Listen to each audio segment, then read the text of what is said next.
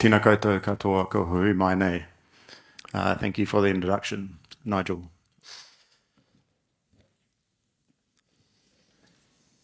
So I grew up in Whakatū Nelson, and I genuinely believe that I grew up in a compassionate family who wants to understand the world and its complications. However, my family is Pākehā, and how we engage with the world, particularly our own history here in New Zealand, has been affected by our culture. In the 1990s, I went to Nelson College, the oldest state secondary school in New Zealand, where I don't remember any discussions on negative accounts of colonisation or the wars fought here in New Zealand. Through both my cultural background and my education, I was insulated from honest accounts of New Zealand's colonial history and the impact of colonisation on Māori and their culture. As New Zealand academic Richard Shaw describes, quote, "The history of European settlement in New Zealand has been remembered in Pākehā culture as a positive story of success, hard work, and rights of belonging," end quote. This comfortable narrative has been significantly influenced by leaving out the destructive practices of colonisation. This meant that I grew up ignorant of an integral part of the story that defines the country that I call home, the relations between and the shared history of Māori and Pākehā, and knowledge that would and should shape my identity. I can recall my first encounter with Māori resentment towards colonisation in 1991.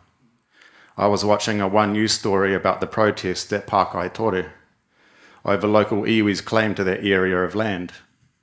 I can still remember the first thought that occurred to me as a 12-year-old Pākehā.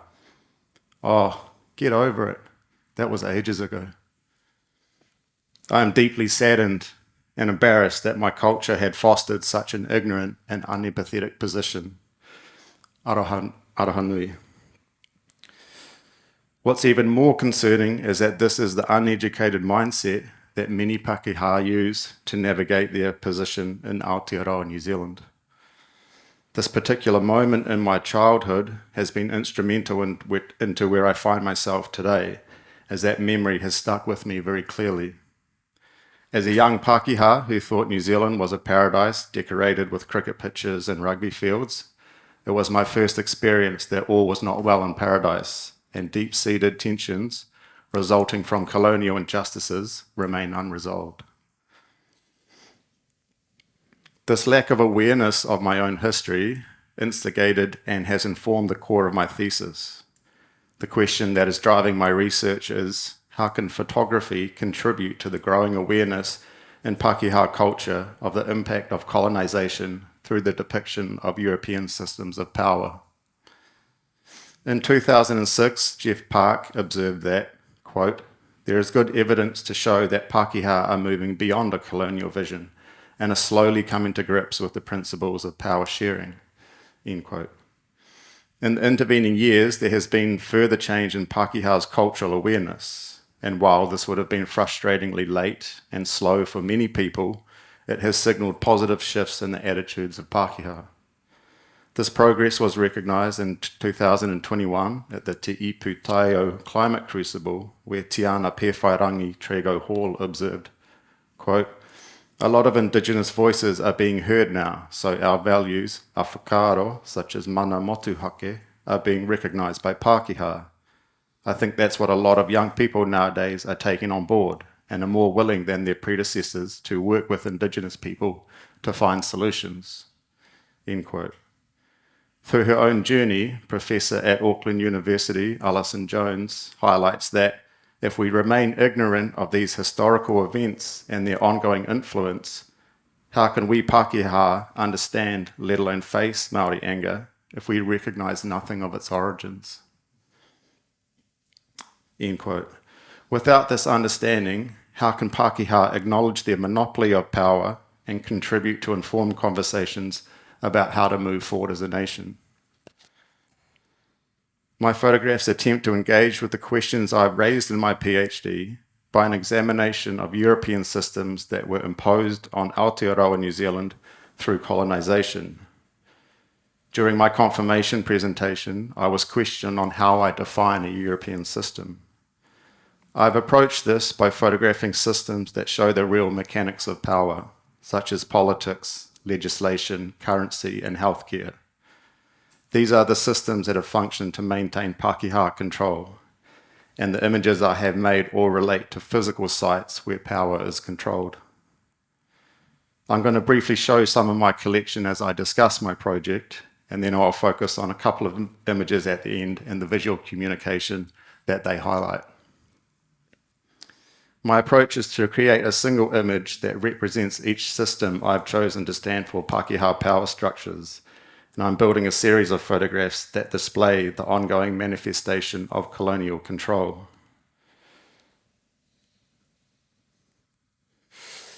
I'm hoping that by representing this dominance as illustrated by these structures, more Pākehā may look to their own understanding of history and question how European cultural dominance serves their position of privilege at the expense of others.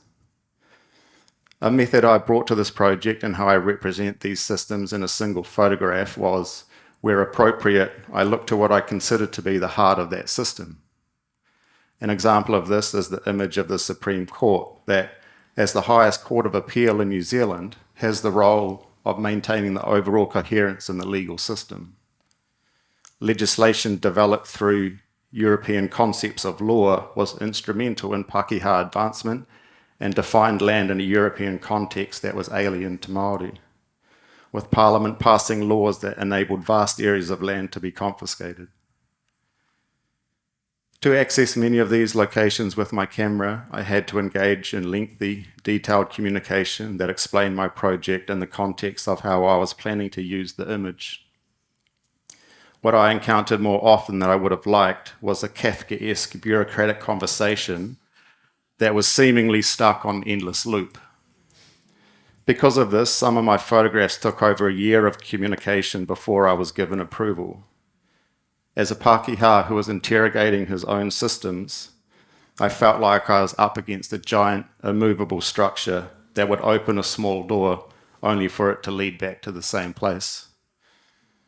While the delay might not have been deliberate, the effect is real, and it highlights the barriers and frustration that minority groups who may not be familiar with how the system works or the language used would experience when challenging these systems. As observed by Moana Jackson, quote, "There is a Westminster constitutional system shaped to serve Pākehā interests in England and then imposed here. It's a foreign construct," end quote.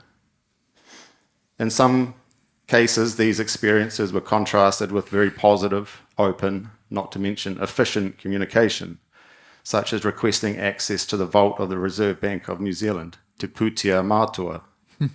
My point of contact was a senior advisor who immediately asked for a document that outlined my research. In my proposal, I was clear that my focus was to critique the Western systems that have come with the colonisation of New Zealand, and how these systems have been a symbol of colonial oppression.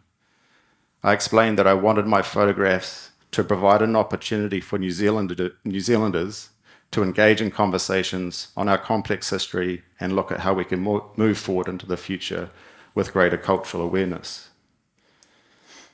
I believe that in situations such as this, where it would be far easier for the Reserve Bank to say, "No, I'm sorry, it's too difficult," is a sign that European systems, at the height of Pākehā control, are open to promoting discussions that examine history and critique their position of power. By accessing locations such as the vault, I believe my photographs carry this narrative by showing that these systems are lowering their barricades in an attempt to promote more honest discussions. My exhibitions of photographs that will be supported by captions and wall text could be uncomfortable for Pākehā as their union of their historical privilege stares back at them. I think acknowledging our cultural privilege is necessary for Pākehā who are wanting to take ownership of a past they are connected to, as we need to step out of our comfortable settler narrative. This visual confrontation has been intentional, as I believe Aotearoa New Zealand's history deserves direct communication. I've attempted to be direct by getting to the heart of the system. In the upfront way, I've placed the system at the centre of my composition and in the captions that I will use with the display of the photograph. A significant part of my communication will be in the exhibition when the images are presented together and my focus on the dominance of European systems becomes evident. While I want my photographs to challenge Pākehā to take that step of ownership, I want to avoid an overly didactic approach, as when people feel pressured, they can get defensive, and this can entrench their initial position. We have seen this in response to concepts such as co-governance and the Three Waters reform proposals. I'm attempting to avoid this by including positive changes in Pākehā's colonial vision that is starting to be seen within these larger institutions. An example of this openness is in the systems that have let me behind closed doors and in my image of the Supreme Court. The change in the architectural aesthetic of New Zealand's highest court that moves away from English tradition and incorporates native features is representative of the developing way law is interpreted and applied that is unique to this land, bringing together both Western and Māori concepts. In 2014, Te Urewera was legally recognised as having the same rights and responsibilities and therefore protection as a person. Last year, we saw the Supreme Court overturn the convictions of Peter Ellis, a decision based on Māori tikanga that recognises a person's reputation carries on in whakapapa after their death. This change is also evident in the image I made of the exhibition Ngā Tai Whakarongorua Encounters at the Museum of New Zealand Te Papa Tongarewa. What could initially be read as a convincing example of colonial control in a European institution reveals itself as an example of the changing ideals in the sharing of power. The portrait wall appears to follow the European convention of a saloon exhibition, a style that was established in Europe in the late 1600s. But the co-curated exhibition between Rebecca Rice and Matariki Williams, who bring together their different cultural backgrounds, represents this particular convention back to the audience. Rice herself said that she and Williams were playing with the concept of a museum as a European system through a display that appears to be traditional, but actually represents changing ideals through co-management. I also intend to play with the concepts of European conventions in image making by presenting my photographs at different sizes, similar to the saloon style. Connecting the image to European conventions is an attempt to acknowledge my position as a photographer and being inside that system.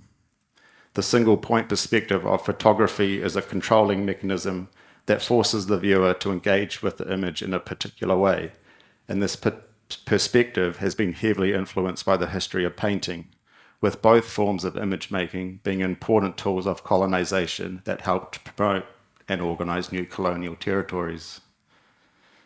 I'm hoping that underlying the main narrative of colonial imbalance, my photographs will allude to positive changes and recognise that with further understanding, New Zealand has an opportunity to lead how we walk into the future. As a Pākehā, what I'm hoping my photography can highlight is that this change should not always come from Māori, that as Pākehā, we have responsibilities that we need to step up to, and I want to contribute to the work that has founded this change. I'm hoping my images will influence individual Pākehā because that is where I see the real change coming from, the mindset of the individual.